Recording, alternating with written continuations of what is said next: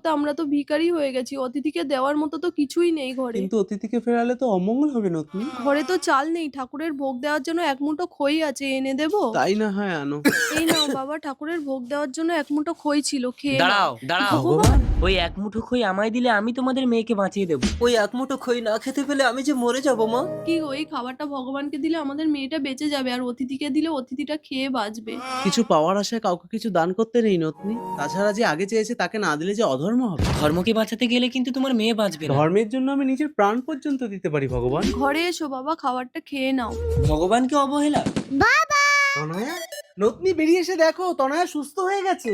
ধনয়া, একদম অবাক জাদু, বিনা ওষুধেই তনয়া সুস্থ হয়ে গেল। ভগবান তোমার অশেষ কৃপা। ভগবান আমি না, আসল ভগবানকে তোমরা ভেতরে ভোগ দিয়েছো। ভগবান তুমি নিজে ভিখারি সেজে আমাকে ভগবান বানিয়ে কি পরীক্ষা নিলে? যে মানুষের সেবা করে ভগবান সবসময় তার পাশে থাকে। पता नहीं किस रूप में